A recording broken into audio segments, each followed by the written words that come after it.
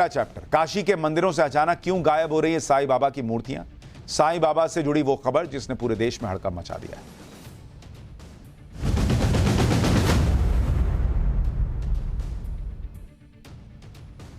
साईं बाबा को लेकर सालों से एक विवाद चलता आ रहा है। एक वर्ग है जो साईं बाबा को भगवान मानकर उनकी पूजा करता है, दूसरी तरफ सनातन से जुड़ा एक बहुत बड़ा वर्ग है जो साईं बाबा का विरोध करता है, उन्हें भगवान नहीं मानता।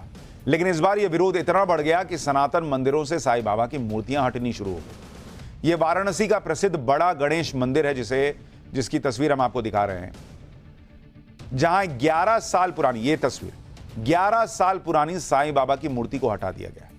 इस मूर्ति को 11 साल पहले यहां स्थापित किया गया था, लेकिन अब मंदिर से साईं बाबा की इस मूर्ति को पूरी तरह हटा दिया गया। अब इस वीडियो के वायरल होने के बाद देश भर में साईं भक्त नाराज हो गए हैं। सवाल कर रहे हैं कि मंदिरों से साईं बाबा की मूर्तियां हटाई क्यों जा रही हैं। लोगों को इस बात की हैरानी है कि वाराणसी के जिस मंदिर में 11 साल पहले बड़ी धूमधाम से साईं बाबा की मूर्ति को विराजित किया गया, आज उसी मंदिर के लोगों ने मूर्ति को हटाने का विरोध क्यों नहीं किया। देखिए वहां पर जगह खाली हो गई। 11 साल से साईं बाबा की मूर्ति थी यहां पर। दरअसल पिछले कुछ दिनों से केंद्रीय ब्राह्मण सभा ने वाराणसी में मंदिरों में साईं बाबा की मूर्तियों का विरोध शुरू कर दिया। इस विरोध के बाद काशी के 14 मंदिरों से साईं बाबा की मूर्तियां हटा दी गई। केंद्रीय ब्राह्मण सभा का मानना है कि साईं बाबा की पूजा करना सनातन विरोधी है। इसके अलावा यह भी कहा गया है कि हिंदू मंदिरों में किसी फकीर की मूर्ति की पूजा करके उन्हें भगवान का दर्जा नहीं दिया जा सकता। केंद्रीय ब्राह्मण सभा ने यह भी तर्क दिया कि साईं बाबा मुस्लिम धर्म से आते हैं, इसलिए ऐसे काशी के मंदिरों में साईं की प्रतिमा को स्थापित करना महापाप है, इसलिए मंदिरों से साईं बाबा की मूर्ति हटनी चाहिए।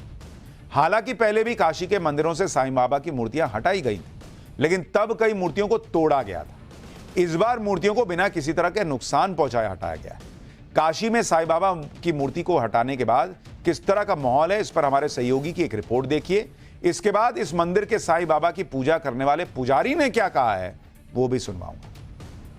उनके भक्त के साथ हमारी पूरी सहानुभूति है और हम उनके साईं जी के विरोध में नहीं है। उनका एक अलग से मंदिर होना चाहिए और हमारे सनातन धर्म के मंदिर में उनकी कोई जरूरत नहीं है। लेकिन जब उनकी प्राण प्रतिष्ठा यहाँ पर हुई होगी या फिर जो उनकी प्रतिमाएं जब लगाई गई होंगी, तो क्या इन बातों का ख्याल नहीं रखा गया था? नहीं, उस समय इस प्रकार का कोई उल्लेख नहीं था। एक लहर चल रही थी, जैसे एक पीक का लहर है कि नहीं, मतलब हर जगह लोगों ने अपनी स्थापना, गली चौराहे, छोटे बड़े मंदिर पर उनके भी अनुयायी बहुत से थे। उसी अनुयायियों में से एक अनुयायी ने जो है यहाँ उनकी स्थापना कराई। लेकिन जब उनके जो अनुयायी यहाँ पर आएंगे, भक्त आएंगे यहाँ पर मंदिर में दर्शन करने के लिए और साईं की प्रतिमा जब नहीं देखेंगे, तो कहीं ना कहीं जो उनकी आस्था है उसको ठेस पहुंचेगी। तो उनको किस तरीके से आप समझाएंगे? उन लोगों से हम यही कहना चाहेंगे कि इसके लिए वह हमारे सनातन धर्म के व्यवस्था को जो है वह कबूल करें और अपना जो है हम लोगों से यही है कि जहां अलग से साईं मंदिर हो वहां जाकर के वह अपना दर्शन पूजन करें। पिछले कई सालों से साईं बाबा को लेकर विवाद चला ही आ रहा है। साईं बाबा को भगवान मानने के विरोध को लेकर शंकराचार्य से लेकर बाबा बागेश्वर के अपने अपने विचार हैं। इनके बारे में आपको आगे बताऊंगा कि बागेश्वर बाबा इस विवाद पर क्या बोलते हैं, साईं बाबा को लेकर क्या बोलते हैं। लेकिन उससे पहले साईं बाबा को लेकर उस विवाद के बारे में आपको बताता हूं जिसके बाद पूरे देश में साईं बाबा को लेकर विरोध बढ़ता चला गया। दरअसल जून 2014 में शारदा पीठ के शंकराचार्य स्वामी स्वरूपानंद सरस्वती ने साईं बाबा को लेकर एक बयान दिया था। उन्होंने कहा कि साईं बाबा भगवान नहीं है और उनकी पूजा नहीं की जानी चाहिए। शंकराचार्य का यह दावा था कि साईं बाबा मुसलमान थे। हालांकि इस तथ्य पर अभी तक बहस चल रही है। स्वरूपानंद सरस्वती ने यह भी कहा था कि हिंदू मंदिरों में साईं बाबा की पूजा करना हिंदू धर्म को विभाजित करने की साजिश है। इसके बाद अगस्त 2014 में छत्तीसगढ़ में हुई धर्म संसद में भी साईं बाबा के बारे में कई विवादास्पद बातें कही गई। शंकराचार्य के इस तरह के बयानों के बाद देश भर के साईं भक्तों ने इसका बहुत विरोध किया। विवाद कोर्ट तक चला गया। शंकराचार्य के बयानों को लेकर मुंबई के साईं धाम ट्रस्ट ने कोर्ट में केस कर दिया। अक्टूबर 2014 में साईं शंकराचार्य विवाद सुप्रीम कोर्ट तक चला गया, जहां सुप्रीम कोर्ट ने हस्तक्षेप करने से साफ इनकार कर दिया। कोर्ट ने कहा कि यह धर्म और आस्था का मामला है भाई, कोर्ट इस मामले में कोई भी निर्देश नहीं दे सकता। यानी यह मामला कोर्ट तक पहुंच चुका है। लेकिन सुप्रीम कोर्ट की इस टिप्पणी के बाद साईं बाबा को लेकर चल रहे विवाद का कोई निष्कर्ष ही नहीं निकल पाया। साईं बाबा को मानने वाले लोग अब भी साईं बाबा की पूजा करते हैं, लेकिन सनातन से जुड़े बहुत से लोग आज भी साईं बाबा का विरोध कर रहे हैं। वाराणसी की इस घटना के बाद देश में साईं भक्तों को इस बात की आशंका है कि अब यह विरोध पूरे देश में बढ़ सकता है।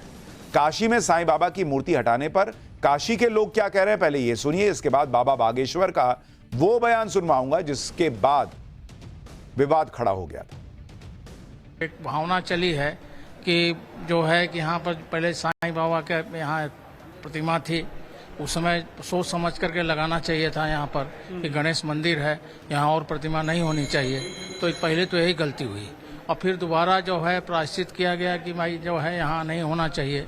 तो अब क्या सहमति है उन लोगों का है, क्या विरोध भी है और पक्ष में भी है लोगों, तो इसको शांतिपूर्ण ढंग से समाधान निकालना चाहिए। जहाँ स्थापित है वहाँ जाके दर्शन कर सकते हैं ना, जहाँ उनको स्थापित किया गया है वहाँ पे दर्शन कर सकते हैं। तो आपको लगता है कि मंदिरों में साईं के लिए कोई जगह नहीं होनी चाहिए? नहीं, मंदिर में नहीं होने चाहिए। हिंदू मंदिर में फकीर नहीं, हाँ वो फकीर थे, मुसलमान थे, तो मंदिर में नहीं होना चाहिए। कि इसे रखने के पहले सब समझ देना चाहिए, तब रखना चाहिए। समझे नहीं, लोग रख दिए। तो फिर यहाँ के जो भी यहाँ के पुजारी लोग हैं, महंत लोग हैं, ये लोग जो है उसको जो उचित समझे उसको किए। वो साईं के भक्त तो सब है, हम भी हैं, ऐसा थोड़ी ना कि नहीं हम दुश्मन थोड़ी ना है, लेकिन जिसकी जहाँ जगह है वहीं पर रहना चाहिए। एक अलग से मंदिर उनका बना देना चाहिए। आप लोग की साईं बाबा को लेकर शंकराचार्य से लेकर बाबा बागेश्वर तक ने कई सवाल उठाए।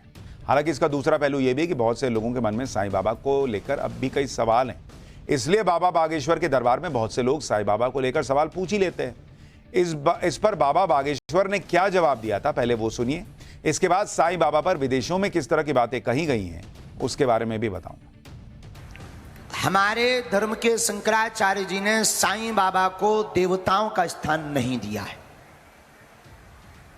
और शंकराचार्य की बात मानना प्रत्येक सनातनी का धर्म है, क्योंकि वो अपने धर्म के प्रधानमंत्री हैं। और कोई भी संत, चाहे हमारे धर्म पंथ के हों, धर्म के हों, चाहे वो गोस्वामी तुलसीदास जी हों या सूरदास जी, संत हैं, महापुरुष हैं, युग पुरुष हैं, कल्प पुरुष हैं, लेकिन भगवान नहीं है। तो अपनी निजी आस्थाओं पर हम बोलने, आप लोगों की अपनी अपनी निजी आस्थाएं, किसी की आस्था को हम ठेस नहीं पहुंचा सकते। और इतना कह सकते साईं बाबा संत हो सकते हैं, फकीर हो सकते हैं, भगवान नहीं हो सकते हैं।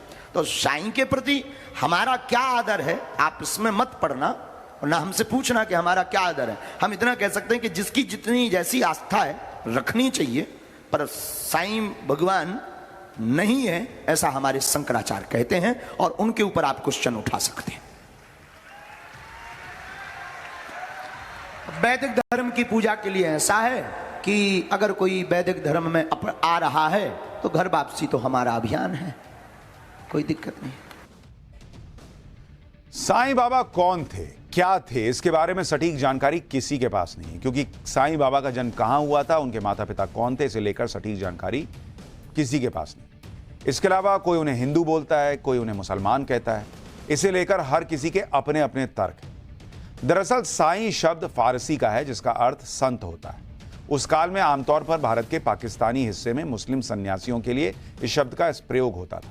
हालांकि एक पक्ष मानता है कि साईं बाबा का जन्म 28 सितंबर 1835 को महाराष्ट्र के पाथरी गांव में हुआ था। ऐसा कहा जाता है कि शिरडी के जिस मंदिर में साईं बाबा सबसे पहले रुके थे, उसके पुजारी ने उन्हें साईं कहकर ही संबोधित किया था। मंदिर के पुजारी को साईं बाबा एक मुस्लिम फकीर ही नजर आए, तभी तो उन्हें साईं कहकर पुकारा जाता है, ऐसा मानना है कुछ लोगों का। साईं को मुस्लिम मानने के पीछे उनके पहनावे का तर्क भी कई बार दे दिया जाता है। दरअसल साईं बाबा सिर पर कपड़ा बांधते थे, उसे लेकर कई बार यह कह दिया जाता है कि इस तरह का कपड़ा कोई हिंदू संत नहीं बांधता।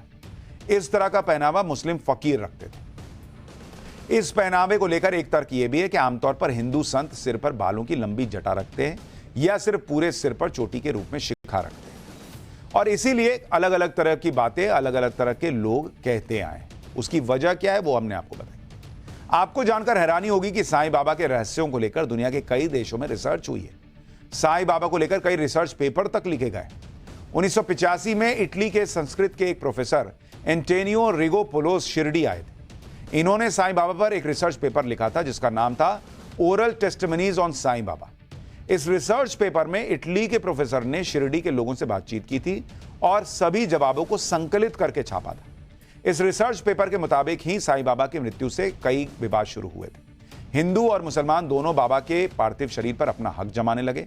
हिंदू कह रहे थे कि साईं बाबा हिंदू हैं, इसलिए उनका शरीर हिंदुओं को मिलना चाहिए, जबकि मुस्लिम पक्ष इस बात पर अड़ा हुआ था कि साईं बाबा मुसलमान थे। इस विवाद की वजह से बाबा का पार्थिव शरीर 3 दिन तक रखा रहा था। इसके बाद अहमदनगर के डिस्ट्रिक्ट कलेक्टर ने आकर फैसला किया। डिस्ट्रिक्ट कलेक्टर ने आकर देखा कि बाबा लंगोट पहनते थे और इस तरह का लंगोट हिंदू ही पहना करते थे, क्योंकि लंगोट मुसलमानों का पहनावा नहीं है।